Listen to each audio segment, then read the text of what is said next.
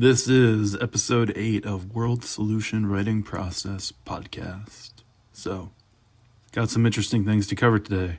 I'm thinking a lot about what's actually fun in life, what's actually fun to do anymore. I can't find anything. The only thing left to do for me is just make this podcast and hopefully eventually roll it into a book. So, which could definitely take the form of an audiobook, but more of an organized audiobook than this podcast. That's for sure the intention. So, what is this podcast even all about? I've said the world's ending, blah-de-blah. Capitalism is becoming even more hellish than usual, blah-de-blah. But all this parallel government stuff, what is it actually for? Parallel government in the name of what system to come after? This episode is going to begin to answer that question. So there's been an ongoing political conversation online, which I find to be very interesting. And it centers around this group called the Communist Party of Great Britain and the writings of one of its, ideological leaders, I would say, Mike McNair. I don't know if he has any formal position in the CPGB, Communist Party of Great Britain, not to be confused with CBGB, the early punk venue. He wrote a book called Revolutionary Strategy. Now, I'm not saying I fully endorse every word of this book, not that anyone cares about my endorsements. The thing is, there is a core of it that is unignorable. In terms of strategy, actually, I found the book to be kind of rehashing things that were already said in some ways. That there's got to be this continuation of reform struggles, which I don't identify with so much. I'm more on the Bourdieu'ist critique of reform struggles at this point. The most interesting thing to me about the book Revolutionary Strategy was this argument about what form that a socialist revolutionary government should take. This I found very intriguing, and I think has massive implications for the movement globally and for the entire human species. It's one of the most important conversations going on in global politics right now. Usually, when you think about what form should the revolutionary government take, you end up with a libertarian socialist answer and an authoritarian socialist answer. Because I think what McNair is doing threads the middle, and this is good. And I think this is also the central debate of the world because it sort of brings in the debate of socialism versus anarchy, because a lot of people, when they think revolutionary strategy, they're thinking in terms of how do we attack the system. But a lot of people aren't thinking of how do we build the beginning of the new order while the old order is still standing. Because if you remember, the Russian Revolution wasn't just a rising against the Russian provisional government, rather the October Revolution. It was the emergence of a parallel government in the form of the workers' councils in Petrograd and elsewhere, and the peasants' councils and soldiers' councils. And it was only after this parallel government was firmly formed that it was able to go on the attack against the old system, against the old government, the Russian provisional government. Some people think revolutionary strategy is like, how do we organize the best riots, in terms of tactics or strategy, or how do we do labor stuff? A lot of reform struggles. How do we do community organizing, or as some people call it, base building, really the same as Saul Alinsky, but just with communist politics? How do we do all this? And my answer, I think the missing central answer is, how do we establish dual power in a governmental sense rather than a community sense? And the two aren't entirely divided from each other, but there is a missing piece of forming a revolutionary government. And so the classic answer, where the classic two answers to this question have been, on the one hand, the more libertarian socialist idea of workers' councils, and then on the other hand, the idea of a one-party state, where there's no concept of there being pluralism or democracy, and that's just accepted as, some people accept it as, democratic socialism isn't possible because global conditions of capitalist imperialism are too hostile to socialism for socialism to emerge, initially taking a democratic form. I don't really think this works. I think it works as a short-term transitional measure, like the Russian Civil War maybe. But after that, you should really be opening your democracy up. And this is what Trotsky fought for. He basically became an activist in defense of dissenters after he was a pretty tyrannical dictator during the Russian Civil War. Lenin had his critiques of the growing bureaucracy in the Soviet Union as well. I'm making a note to look more into those. Anyway, then besides the sort of Stalinist one-party states in embryo, you have workers' councils. And workers' councils are very interesting and people should learn about them. I'm just saying they should also learn the limitations of these things. So during the Russian Revolution, the Bolshevik Party didn't simply take power and then stay at a one-party state. In fact, initially they took power in a coalition with multiple parties who all bailed on the revolution, leaving them in a de facto one-party state. That's very different, and then some people would say a virtue was made of a necessity, and that model got exported globally under Stalin. So, anyway, point being, workers' councils are when workers take over their workplace and run it democratically and basically take ownership of it. Note that this is very distinct from a labor union, which is a bargaining unit within capitalism. The units which take over workplaces tend to be more wildcat and spontaneous. They do not tend to be legal or legally recognized. They tend to be distinct from the labor unions, even if their membership may have an overlap. So it's very important for people to understand that labor unions and workers' councils are two very different things, even though they may both be made of workers, consist of workers, who are struggling for greater control. Yes, they have that in common, but one stops at the level of bargaining within a system of disempowerment, and the other one takes power within a workplace. So workers' councils are pretty good, pretty cool. The problem is they are very unstable. They don't necessarily make a good basis for a government in the aftermath of a revolution. They can help make the revolution. They can help wage the disruption and transition and control of the means of production that is necessarily part of a revolution. They're just really unstable and unwieldy, and they tend to undergo a full mobilization during periods of struggle where people flood into them in mass participation, and then people flood back out when the struggle recedes. Because you can't stay at this stage of mass mobilization, of full mobilization forever. People need to go back into their typical routines so that life can continue. Life can't be pure disruption. And this is something I think a lot of the supporters of workers' councils don't really understand. They don't really understand that life can't be endless meetings where we're voting on what to do in the workplace, how to take power. At some point, some actual work has to be done, and in fact, that has to be most of the time. So, let me pull up Wikipedia workers' councils. There's a good list.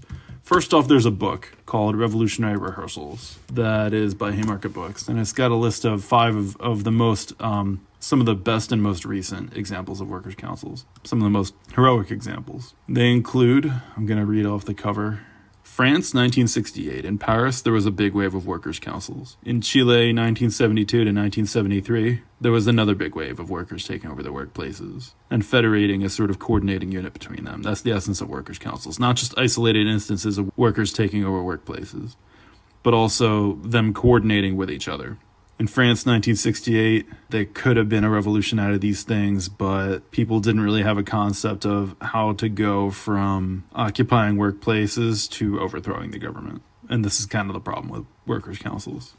Another instance was Portugal, 1974 to 1975. See, sometimes workers' councils have good effects, despite the fact that they, might not achieve socialism or something. So, for example, the Carnation Revolution in Portugal ended up overthrowing a conservative authoritarian dictatorship.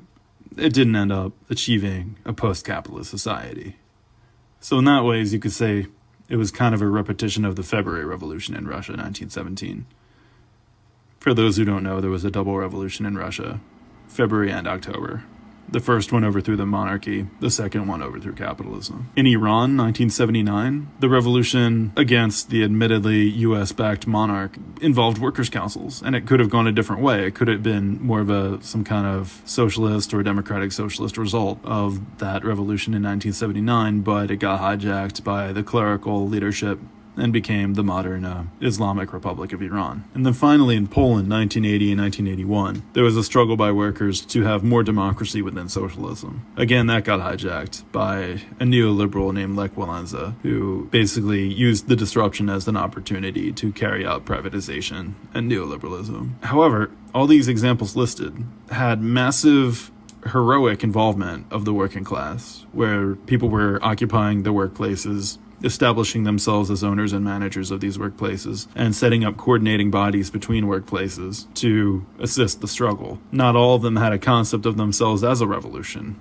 a lot of them could be described as missed opportunities. On Wikipedia, there's a whole page dedicated to workers' councils. So they were central to how the Russian Revolution at least began. They've repeated over and over. They happened in the German Revolution attempt of 1918-1919. They happened during the Italian Biennio Rosso, which is such a focus of left communists and supporters of Amadeo Bordiga. They happened in the Spanish Revolution of 1936, which was involved in the Spanish Civil War against fascism, though again, they didn't end up triumphing. Oh, they happened during the rebellion against the Soviet Union in 1956 Hungary, which was again a revolt for a more democratic form of socialism. That got crushed. They happened during the Prague Spring in Czechoslovakia in 1968. In 2001, there was an attempt to create something like these in Venezuela. I mean, they pop up everywhere if you look at the article on Wikipedia about workers' councils. The Shanghai People's Commune was sort of a revolt for a more democratic socialism within People's Republic of China in 1967 during the Cultural Revolution. Some would say the first example of this was the Paris Commune in 1871. But it wasn't exactly the same, because it wasn't entirely based on workplaces. It just had recallable delegates. So these things are heroic. They're inspiring. It's hard to imagine a socialist revolution without any of them occurring, though one example of that would be the Chinese Revolution. The Chinese Revolution was mostly about guerrilla warfare, peasant organizing, and you can have peasant councils. They work a little differently, but they have a similar role. This is the classic debate between agriculture and industry, but that's not so important. The issue is that much of the modern socialist movement, especially Trotskyists, and also this can be said of anarcho-syndicalists, which is really the dominant tendency of anarchism, has this insistence that the only way to get a better society, the only way to actually carry out a transition away from capitalism, involves workers' councils. The problem is that even in Russia, which is the most successful example of workers' councils, participation in the councils could not be sustained over time. Participation dissipated. And then, if you're familiar with a city council meeting, where, there may be some city council meetings where there's a flood of people because there's some kind of a struggle going on and people are coming to voice their disaffection with something to the city council. And then other times you see city council meetings where no one's there except the city council and maybe a small handful of people in the audience. Because that's the normal functioning, a normal meeting of a city council. Some of them may not even be, open to the public. And this is kind of what I think goes on with workers' councils, where you have a flood of participation into them during times of struggle. But if the workers have already taken power in a workers' council, then they become just more about the management of the workplace. And the participation in them is intrinsically more conservative and probably more limited numerically. The idea of the Russian Revolution was to use these things. They were, never meant to become a permanent political form of self-governance. They were more organs of struggle. And what emerged, Mike McNair argues, out of the Russian Revolution was a situation where workers' councils were the initial form of the revolutionary government, but increasingly what emerged was a government based on a sort of multi-party socialism, where there was essentially an executive council called the Sovnarkom, or Council of People's Commissars. And this was a joint body of the leading socialist parties, including the Bolsheviks, Mensheviks, and social revolutionaries. Because of disaffection over a deal that the Bolsheviks made with Germany to surrender a large amount of land in return for peace, the social revolutionaries and Mensheviks jumped ship and decided that they would no longer sponsor this government, leaving it as effectively a one-party party state. And party state is the term that Mike McNair uses over and over again to signify that states tend to be based on either a coalition of parties or an A-party. Even in the Chinese Revolution, where there was a pretty strong party to the point that the party was also an army, once it took power, the party did not rule directly, did not constitute itself as a government. Instead, it called something called the People's Consultative Conference. The Chinese People's Political Consultative Conference is the modern term. A little bit of a mouthful, but hey. This was originally formed, the first iteration of it was a coalition between the communists and nationalists. So it predated the People's Republic of China. This was 1945. There was an attempt at, given that there had been a semi-unity between the communists and nationalists in the struggle against the occupying the invading Japanese, they decided to at least try to work together, and it broke down. So after the victory of the communists in 1949, they organized a new political consultative conference. And the political consultative conference became the sort of vehicle by which the party exercised rulership. The party did not say, we are the new government. They said, there is a people's consultative conference, this sort of separate body, which will constitute the new state, which will form the new state, and we will simply make sure that we have tight political control over the people's consultative conference. You know, the Bolsheviks did not take direct power. They worked through the workers' councils. Unfortunately, under Stalin, the workers' councils were increasingly policed for any kind of opposition or dissent. And if you said the wrong thing, even at these meetings, which were supposed to be the democratic ruling bodies of Russia, you would be disappeared by the secret police. But originally, it could be argued that the Russian Revolution was a democratic socialist revolution, because workers' councils were radically democratic, in fact, much more democratic than modern bourgeois states and representative democracies. So this is buried history that neither the communist leadership nor the Western world would want you to know, that the Russian Revolution started as a democratic socialist revolution, that this tyrannical, dictatorial, authoritarian socialism was not meant to be a permanent feature. So because I'm meandering a little bit, I'm just going to go into my notes, because I think maybe McNair may have articulated what I'm trying to articulate slightly better than I'm doing right now. The idea is that the workers' councils were good, but they fundamentally weren't stable. And what emerged out of them was essentially something like a socialist parliament of multiple socialist parties, the Sovnarkom. And while McNair focuses on the term party state, I focus much more on parallel government. So what I'm arguing for is a parallel government where the participation in the government is limited to socialist parties, preferably democratic socialist parties. I'm not really trying to let Stalinists into my parallel government anymore, or into any parallel government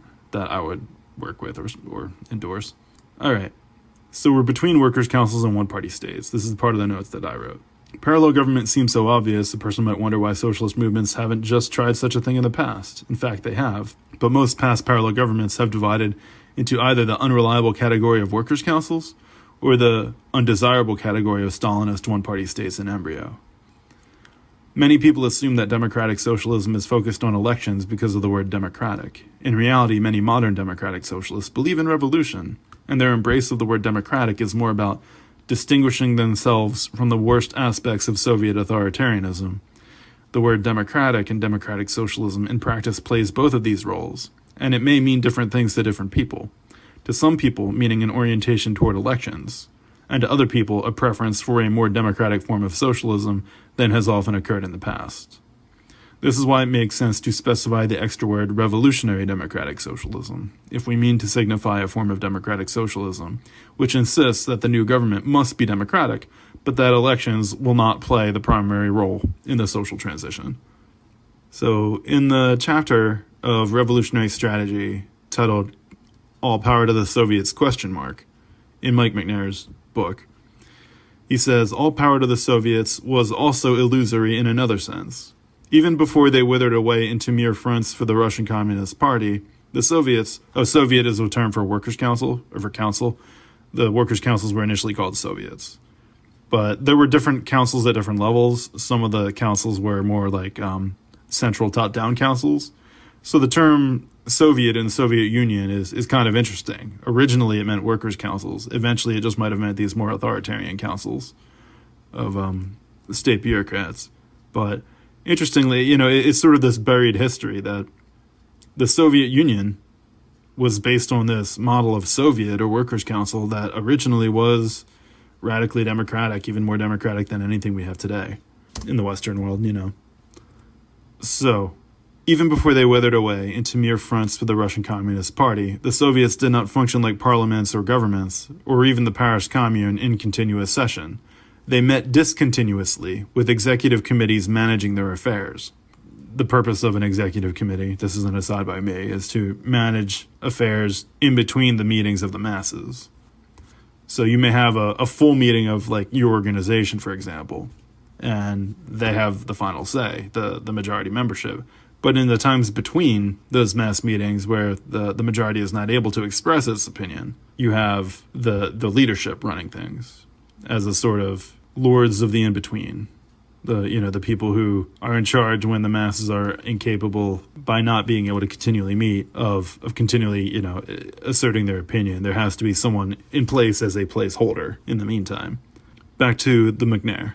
Though the Bolsheviks took power in the name of the Soviets, in reality the central all-Russian coordination of the Soviets was provided by the political parties, Mensheviks and social revolutionaries, and later Bolsheviks. It was the Sovnarkom, the government formed by the Bolsheviks and initially including some of their allies, and its ability to reach out through the Bolshevik Party as the national organization, which solved the crisis of authority affecting Russia in 1917. Subsequent history confirms this judgment. Workers' councils and similar forms have appeared in many strike waves and revolutionary crises since 1917. In none have these forms been able to offer an alternative center of authority, an alternative decision-making mechanism for the whole of society. This role is unavoidably played by a government, either based on the surviving military bureaucratic state core or on the existing organizations of the workers' movement. Now, what I like is that McNair clarifies that his rejection of workers' councils, which are very democratic, does not constitute an embrace of the hyper-authoritarian Stalinist model. He says, "I do not mean by this to glorify the bureaucratic outcomes of the dictatorship of the, quote, revolutionary party, either in Russia or in Cuba. The point is simply that the problem of decision-making authority is not solved by the creation of workers' councils arising out of a mass strike movement. Hence, the problem of institutional forms which will make authority answerable to the masses needs to be addressed in some way other than fetishism of the mass strike and the workers' councils." I'm just going to keep reading stuff from McNair. I don't know what page this is from. I'll find that later. "The Soviets and militia could not perform the core social function of the state, defending the society against external attack. The problem of authority over the state bureaucracy was unsolved. Lenin and the Bolsheviks fell back on the forms of authority in their party, and, as these proved a problem in the Civil War, almost unthinkingly militarized their party and created a corrupt bureaucratic regime." Okay, so to clarify some various things, capitalism means that the Western world doesn't have genuinely free elections. To be clear, the word genuinely is not meant to soften the accusation but harden it. To make it unmistakable, capitalism means the West doesn't have free elections, period. There are no free elections under capitalism, period. However, this is something I get into with a lot of different strains of socialist. A lot of different strains of socialist will make an assertion that the Western world has no rights, that, it's just as bad as a dictatorship, that there's no fundamental difference between different forms of capitalism. With this, I disagree strongly. They think in terms of materialism because they're Marxists. That's fine. The problem is that they reduce the material to the economic alone. And economics may be the prime center of material reality, but politics is closely connected to economics. Political economy is really how this all is tied together, everything. So when you have a state whose traditions, democratic traditions, permit you to have meetings without those meetings getting raided by secret police or police in general, that opens up a certain material freedom. It opens up a certain material freedom when labor unions are legal in their existence rather than illegal. It opens up a certain material freedom when you can stage a demonstration. You can have a protest, you can have an assembly. It opens up a certain material freedom when you can conceive, discuss, and write about and publish new or different political ideas or critiques of the government you live under. These are material realities because they control what you can do. They control literally what your body is allowed to do. And your body is material. And the words that you write or say or think are also material. So, there's definitely a primacy of economics over everything, certainly over culture, partially over politics, but if there's, a second thing that's centrally materially determinant, it would be government, statecraft, politics. So this idea that the West has nothing to salvage, I think is wrong. And you can say on the other side, well, a Stalinist state doesn't have Western-style democracy, but it does have a planned economy. And that might not be an economy controlled by the people, but it could benefit the people in terms of development or production. And to a certain extent, that's true. Which is why I'm placed in the classic third campus position of not really supporting either side of the Cold War, but also sort of more of a compromise position rather than neither nor, where I acknowledge that there were actually benefits to both the East and the West in the Cold War. They actually both had a good aspect. and they both had some extremely negative aspect. So, socialist multipartyism is a made-up term, attempting to codify part of the concepts discussed in Mike McNair's book Revolutionary Strategy, and partially to redirect them in an overlapping but distinct orientation. In Revolutionary Strategy, Mike McNair introduced the concept of a party state and contends that this was not only Kautsky's model, but also implicitly Lenin's, as it was what the early Soviet Union became, even if it's not how it started. As the workers' councils disintegrated, along with the economy, during the Russian Civil War, therefore making it less of a council state, its initial form, and more a party state. Back to quoting McNair, page 107, 108. October, meaning the October Revolution, October did indeed create a central coordinating authority for Russia, the Sovnarkom, or Council of People's Commissars. Some people say Council of People's Commissioners. But this was a provisional government based on the parties that supported, quote, all power to the Soviets. Initially a Bolshevik government with indirect support from a wider coalition in the Soviets. Then from November, which was the Western idea of when the Russian Revolution actually happened, it was October in the old Julian calendar and November in the modern Western calendar, the Gregorian calendar. It's interesting that the Bolsheviks actually chose the Western calendar, while today they're seen as the antithesis of the West. In many ways, they were the spearhead of the West in their time. Back to McNair. All power to the Soviets. But this was a provisional government based on the parties that supported all power to the Soviets. Initially a Bolshevik government with indirect support from a wider coalition in the Soviets. Then from November, a formal coalition of the Bolsheviks and left social revolutionaries, with some passive support from the Menshevik internationalists. After the Brest-Litovsk Treaty led to the left SRs to withdraw, a purely Bolshevik government. Nor could the Sovnarkom base itself fully on the Soviets and their militia aspect. As I've said, the Soviets did not attain a governing character, but met episodically rather than in continuous session. The militia proved insufficient to hold back either the Germans or the Whites, meaning the White Army, which were the reactionaries against the Bolsheviks and against the socialism in general, so that the Sovnarkom was forced to create a regular army and with it a bureaucratic apparatus. You could say this is a long story about why anarchists are going to be disappointed by the revolution, even if they'll get something out of it. McNair then goes on to introduce a concept which I think is an equally central part of his concept of how a socialist revolutionary government works, and therefore equally central to the entire global conversation.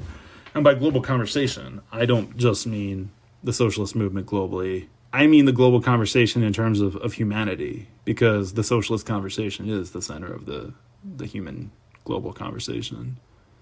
The question of how do we actually achieve it is the central conversation. And so in many ways, Mike McNair and his book Revolutionary Strategy and the group with which all this is affiliated, Communist Party of Great Britain, is in many ways the center of the global conversation of humanity right now.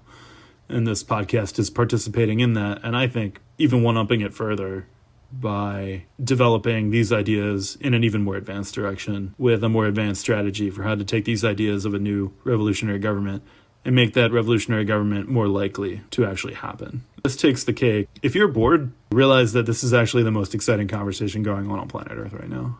What he says, in addition to you need a party state rather than a council state, is he introduces this idea of electoral exclusion. Now, you might be familiar with Karl Popper, this guy who's got something called the paradox of tolerance, or the tolerance paradox, which is the idea that you actually have to remove the forces who oppose democracy, either from public dialogue or at least from representation in legislatures, or the forces who oppose democracy will crush democracy from within. So you have to take anti-democratic measures to preserve democracy. It's a bit paradoxical, but I believe in this. I believe that there are times when the tolerance paradox is necessary, even simply within the framework of a liberal capitalist state.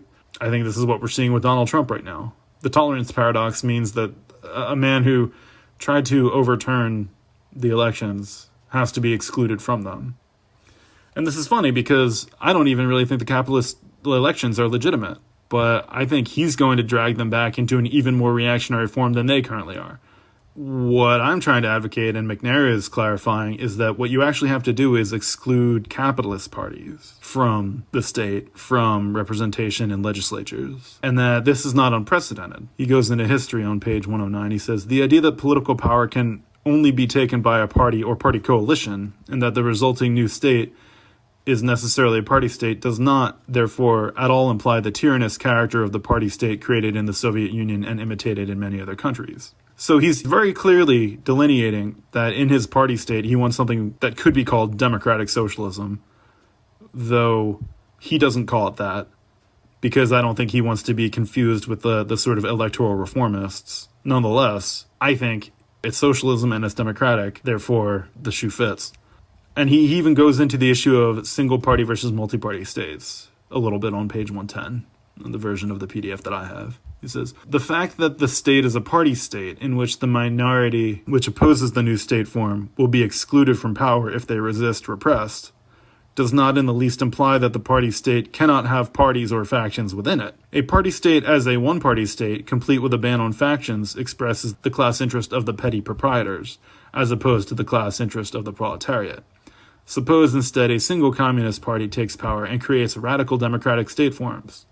It is to be expected that this party, while retaining a common party identification in relation to the revolution in the state, will break up into factions or parties within the common state party over major policy differences. So he's saying, it's so interesting, he's saying that even if it's a one-party state, it should allow factions within itself, which is really what Trotsky was fighting for.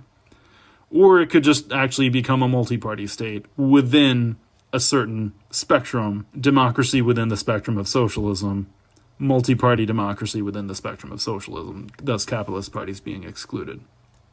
Some of these might not fit exactly the point I'm making, but they're worth hearing. On page 105, he says, once the masses, or even quite small layers of newly radicalizing militants, actually begin to enter the political stage, they demand of the left not, quote, good fighters on the particular struggle, but an alternative political authority. And really that means an alternative governmental authority. Page 108. As several anarchist critics of Bolshevism recognized, the Soviets were far from simple workers' councils consisting of factory delegates. They contained the workers' and peasants' parties, and their political role was animated by the political role of the workers' and peasants' parties. October did indeed create a central coordinating authority for Russia, the Sovnarkom, or Council of People's Commissars. But this was a provisional government based on the parties that supported all power to the Soviets. Such good history. Honestly, I think in many ways McNair is a master of Russian history. And that is where he really deserves the credit. The best analysis of what really happened in the Russian Revolution and the way it degenerated into from a sort of democratic socialist system to a bureaucratic authoritarian socialist system. It's really fascinating because I think he's got a better description and understanding of what really happened than most people who try to make similar analyses, including Trotskyists. I think the Trotskyists deserve more credit than McNair gives them for pioneering the way and maintaining revolutionary Marxism while criticizing Stalin and the direction the Soviet Union took. And that's I think it's really underappreciated how important that is for people to understand, so that you don't just get stuck in anarchist hell where you can't really achieve anything because you can't form a revolutionary government. Anyway, back to the idea that you should exclude capitalist parties. This is really getting to the point. It seems McNair views revolutions almost in terms of raw regime change, in which one faction arises and another is driven out of politics, unable to participate in the new legislature by either a formal ban, mass social rejection, or revolutionary violence. So on page 110, he says, the result was a new sort of party state. The revolution state created in Britain in 1688 to 1714. There's going to be some asides on my part. That was the glorious revolution that followed the English Civil War. I have to look up what a Jacobite is. The result was the new sort of party state. The revolution state created in Britain in 1688 to 1714. This state was politically based on a block of Whigs and revolutionary Tories. The Jacobites, who clung to the Stuart dynasty, and the Catholics were excluded from political power and episodically repressed. We have to remember, this is back when Catholicism was much more political. It was the theocracy of the medieval Roman Church. It wasn't just a church that you could be part of or not by choice. It was a totalitarian apparatus comparable to Stalin's Russia. Anyway, in the American Revolution, similarly, what was created was a Whig party state. The Whigs differentiated into Federalists and Democratic Republicans, but outright Tories, or supporters of the monarchy, were largely driven out of the society. The dialectical opposite occurred in Britain in the late 18th to early 19th century. Classical Whiggism was largely marginalized, and the state became, as it is today, a Hanoverian Tory party state, successively dominated by liberal Tory and conservative Tory parties, and since 1945 by conservative Tories and Labour Tories. So he's basically saying there was a slide back towards constitutional monarchy, but even within the sort of party state of Britain, the governing coalition of Britain, there's an insistence that the only parties allowed, they may be loyal to the crown, but the only kind of loyalty to the crown permitted is a very constitutional, parliamentary, democratic loyalty to the crown. So there's this entrenched constitutional monarchism in Britain that's embodied by the current party governing coalition. Back to the McNair, he says, a similar story might be told of the French Revolution. At the end of the day, the result of the French Revolution is a Republican party state. Again, this Republicans meaning people who support republic as opposed to monarchy, not the modern American Republican Party. At the end of the day, the result of the French Revolution is a Republican party state in which Catholic monarchist legitimism is excluded from political power, and since 1958, a Gaullist party state dominated by Gaullist and socialist Gaullist parties. So, it seems McNair is essentially setting up a concept of revolution as an event in which one faction installs itself by repressing the old guard, more specifically excluding the old guard from Parliament, from the legislature, whether Parliament or Congress or Assembly or whatever. It follows that socialism has to take the same form, as some kind of multi-party legislature, but one which excludes the old guard, literally excluding capitalist parties from inclusion in the legislature. So what is this? What is this a new ideology? I think it kind of is. So I'm going to maybe codify it a little bit. Here's my notes. The McNair is over. Multi-party socialism is thus a new model of socialism. It is also a new model of democracy, possibly even a forward evolution of Western democracy. The principles of democracy or liberalism apply to their fullest extent. It is also a new model of democratic socialism, a more radical and consistent, fully socialist interpretation of democratic socialism than European reformist social democracy, which, despite its welfare state, remains within the economic inequality and political oligarchy of capitalist private ownership of major economic institutions. Multi-party socialism could also be considered a form of Marxism, even compatible with Leninism, a form which maintains both a full economic transformation, yet also upholds the original democratic intentions of Marxism and Leninism. It could be considered a form of Trotskyism, which upholds a general framework of revolutionary democratic socialism, yet discards the dogmatic insistence on workers' councils as the only form of socialist government. This should not be hard, since Trotsky himself critically defended countries with nationalized economies whose governments were party states rather than council states, such as what Trotsky described as the degenerated worker state of the Soviet Union under Stalin, or the deformed worker state of the People's Republic of China. So these were countries that, had planned economies, did not have an inkling of democracy, and Trotsky critically defended them. So Trotskyists should be open-minded to alternatives to workers' councils, because Trotsky himself was defending states, erroneously in my opinion. Trotsky was defending states that did not really have workers' councils in power. They might have formerly had some workers' councils that were on a tight leash by the secret police, but that's not the same thing as them actually being in charge. Trotskyism is one of the dominant forms of revolutionary socialism in the Western world. And this is why I'm really pushing this point, that if you're a Trotskyist, you should be engaging with Mike McNair. You should be engaging with his book, Revolutionary Strategy. You should be considering that a party state with democracy, as opposed to the sort of Stalinist, Maoist, non-democratic party states, that a democratic party state, or a party state with democracy, not like a democratic, the Democrats of the United States, that a party state with democracy is a viable and necessary alternative to a state based on workers' councils. And, I might have said elsewhere, if you're still waiting for the workers' councils in 2023, 2024, you might as well be waiting for the second coming of Jesus Christ. That would probably be a more effective way for socialism to be established than waiting for the workers' councils, which can only form spontaneously. And therefore, you can't initiate them the way I'm contending. You can initiate a parallel government. Okay, finally, this multi-party socialism could also be a pragmatic compromise for anarchists such as anarcho-syndicalists and anarcho-communists. since it does not abolish the state, but makes both the economy and the state massively more democratic and participatory. For example, you could have workers' councils under a party state, and they would, have a managing role in the economy, but that's different from them being the government. Could even be a practical compromise, this multi-party socialism, for primitivists who oppose technology, since multi-party socialism will not abolish technology, but will rein in the runaway invasion of every inch of human existence by technology controlled by a hostile ruling class, will allow the workforce and the people much greater control over the pace of work and life, and will create a more healthy balance between technology and nature in the human lifestyle.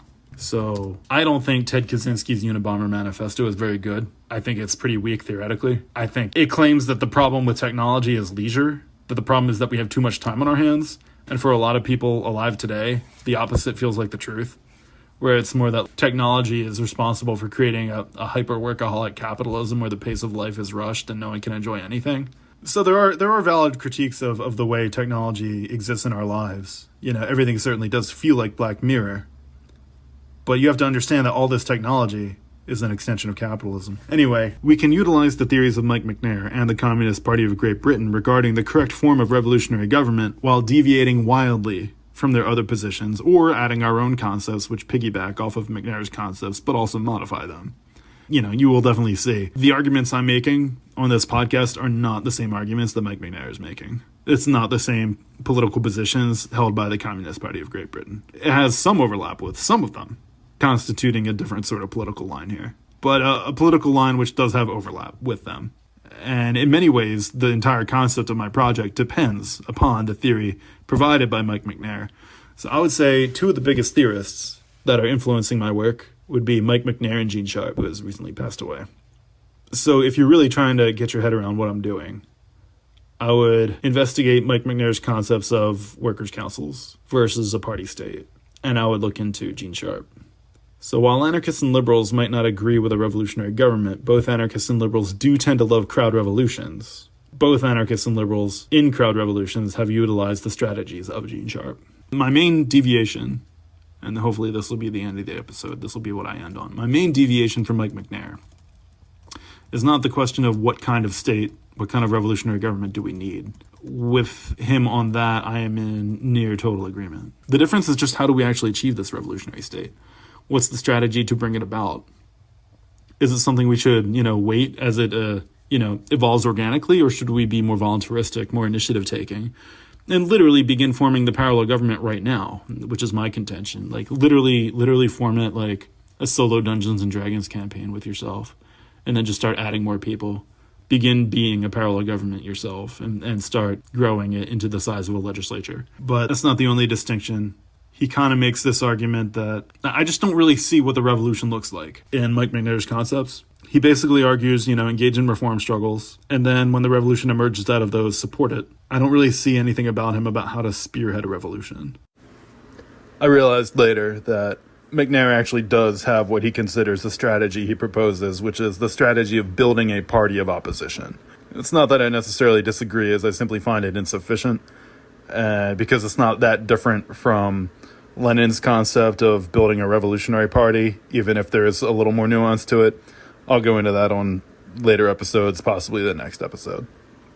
There's a lot written by Trotsky, or actually, I would just say just practiced by Trotsky, written about Trotsky, about how he pulled off the essential coup d'etat of the October Revolution. And you can read about coup d'etats, how you can sort of get a conspiracy with certain members of the state to stage a regime change. But what's interesting to me is that Gene Sharp, the theorist of nonviolent crowd revolutions, or at least non-military crowd revolutions, actually has a model that in some ways can be compared to a coup d'etat, because it's about getting the pillars of state, including both the governing administration and bureaucracy, like department of this, department of that, as well as the security forces, police and army, to essentially defect from the old ruling order to your new order that you were constructing while the old order still stands. This is the kind of stuff I think was missing from Mike McNair's revolutionary strategy. Like, how do you actually take power?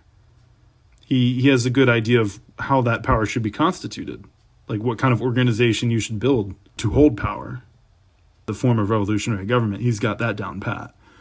How to actually build that revolutionary government, how to actually install it into power and disband the old government, I don't think it's so clarified by him. And so it's interesting because to me, that would be the central question of revolutionary strategy. It's almost, to me, in my opinion, that McNair's book should almost be retitled. Something like, the correct form of revolutionary government. One of the main things he sort of hammers away at in the book, which is actually an argument about revolutionary strategy, is that you should not form coalition governments in which your socialist party will end up having to administrate capitalism, because rather than getting you closer to an economic transition, this is actually just going to corrupt your party from the inside. And it's going to turn you into an opportunist who worries more about getting votes from, centrist voters brainwashed by the capitalist media than it will actually get you closer to some kind of incremental nationalization or socialization of the economy. I agree with this. In many ways, I think this is a good critique of the ideology of DSA, or at least parts of it. But again, that's more like a what not to do of revolutionary strategy. And I'm sort of having to fill in the blanks of what to do. And that in future episodes of this podcast, there will be sections or episodes about that sort of aspect of things, of how Gene Sharp theorizes the usage of crowd protest to get literal army units to flip sides from the government to the revolution, to get police to stand aside and stop crushing the protests, to get state administration like, Department of Labor or Department of Agriculture to realign and reject the old government and embrace the new government. And that's really when you're installed into power. When the old security forces are either dispersed or working for you. And when the old administration has accepted you as the new order that it answers to. But to achieve that, you need the masses on your side to push those institutions to make such a realignment, such a defection. I'm getting ahead of myself. That's going to be future episodes. Maybe I'll deviate from a standard path. I have a lot more notes here on multi-party socialism, and I'll get back to that later. But I think maybe next episode, I'm going to get into the sort of strategy. Now that I've established what am I talking about with a sort of multi-party socialist parallel government as a thing that we need to build and install into power, the next episodes I think should focus on how to actually install such a thing into power. And then maybe later, I'll get back on the train of exploring this concept of multi-party socialism and what I think are its massive implications for the human species. So, thanks for bearing with me. I know this was a bit of a technical and difficult episode, kind of a long episode, but I think it was worth it because I don't think Mike McNair's theories are duplicated anywhere on planet Earth. I think they are radically new. I think they pose the correct alternative to the instability of workers' councils and the undesirability of Stalinist one-party tyrannical states. I think they are the missing piece of the world, but unfortunately, that missing piece now provided has its own missing piece, which is how do you bring such an organization or a legislature or body into power? And that is what I will be trying to focus on. That is kind of the point of this whole podcast, actually, if that wasn't clear earlier. So thanks for bearing with me. This has been World Solution Writing Process Podcast, Episode 8, Part 1 of Multi-Party Socialism topic. Thanks for bearing with me. I hope it's been informative. I hope it gives you a little hope. I hope it gives you some optimism that there's actually a way out of this nightmare we're currently trapped in. Where, the only thing to do that, makes sense anymore is to play Dungeons and Dragons and make podcasts about revolutionary governments. So, happy holidays. I hope you all enjoy. Just take whatever time you can for yourself. Baby yourself, give yourself a present. Even if it's just the present of your own love for yourself. Because the world is pretty rough right now. And I think everyone is struggling a lot. And families are pretty broken. Friend circles are pretty broken. Comradeship is broken, and we're going to have to rebuild it. But we can't just rebuild it on the basis of sheer willpower. We need an actual plan to gather around, and I hope this podcast provides something of that plan and something of the missing piece of what do we just keep building the party by engaging in reform struggles eternally while praying for the spontaneous formation of the workers' councils, or is there actually something we can do to create governmental dual power against capitalism right now? Personally, for me, this theoretical and strategic breakthrough constitutes a personal breakthrough for me, where a new dawn is on the horizon. We've been in this nightmare, Willy Wonka tunnel of horror, terror, and hopelessness. And I think a new beginning is now possible, thanks to this strategic and theoretical breakthrough. I think there's reason to hope again. I think there's reason to get out of bed again. For all the infighting we've had, for all the harm we've inflicted on each other, which is massive, there may yet be a dawning, a new dawn. I'm going to keep making this podcast. I was conflicted before this episode, whether I should continue with it. But this episode has definitely convinced me that there's no way I could stop now, because the world is in such pain, and a solution like this, a magic bullet, as Alan Moore called it in his essay on magic, the world more than anything needs, I want the quote, actually. Humanity, locked in this penitentiary of a material world that we have been constructing for ourselves for centuries now, has perhaps never needed more the key, the cake with file in, the last minute pardon from the governor that magic represents. If people say magic is just actually making things happen that you want to happen, could be conflated with art or engineering, or both. Then there's the revolutionary art, the revolutionary engineering. Revolutionary strategy is a form of magic. Magic is a form of revolutionary strategy. Though I would say more revolutionary strategy is a form of magic. So let's make magic. Let's do the thing. We got a new spell in our spell book to make it happen. Enjoy it. This has been World Solution Writing Process Podcast, Episode 8, signing off.